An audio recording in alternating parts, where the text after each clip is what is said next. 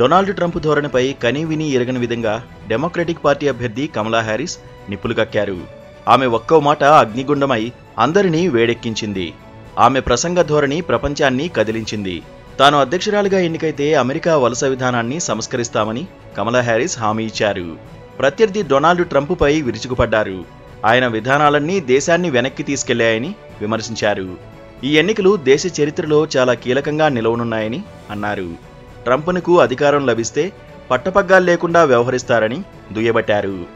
ఆయన నిబద్ధత లేని వ్యక్తి అని, ఆయన్ని శ్వేతసౌధంలోకి మళ్లీ పంపితే పరిణామాలు చాలా తీవ్రంగా ఉంటాయని వ్యాఖ్యానించారు. ఆయన నిబద్ధత ఉన్న నాయకుడు కాదని విమర్శించారు. ఆయన ఎన్నికై తిరిగి శ్వేతసౌధంలోకి అడుగుపెట్టే అవకాశం వస్తే పరిణామాలు చాలా తీవ్రంగా ఉంటాయని హెచ్చరించారు. అధ్యక్ష అభ్యర్థిత్వాన్ని అధికారికంగా స్వీకరిస్తూ డెమోక్రటిక్ పార్టీ జాతీయ సమావేశంలో ఆమె ప్రసంగించారు. పార్టీ, జాతి, లింగం లేదా మీ బామ్మ మాట్లాడే భాషతో సంబంధం లేకుండా ప్రతి అమెరికన్ తరఫున యునైటెడ్ స్టేట్స్ ఆఫ్ అమెరికా అధ్యక్ష పదవికి మీ నామినేషన్ను అంగీకరిస్తున్నానని కమలా హ్యారిస్ ఉద్వేగపూరితంగా ప్రసంగించారు. డిఎన్సీ చివరి రోజు సమావేశానికి ఆమె మద్దతుదారులు పెద్ద ఎత్తున హాజరయ్యారు. చప్పట్లు, స్టాండింగ్ ఓవేషన్లు, నినాదాలు, ప్లకార్డులతో తమ సంపూర్ణ మద్దతును ప్రకటించారు.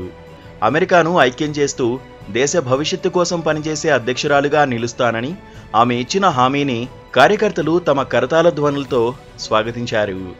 గతంలో ఎదుర్కొన్న విభజన, విద్వేషం వంటి సమస్యలను అధిగమించడానికి ఈ ఎన్నికలు గొప్ప అవకాశమని కమలా హ్యారిస్ తెలిపారు.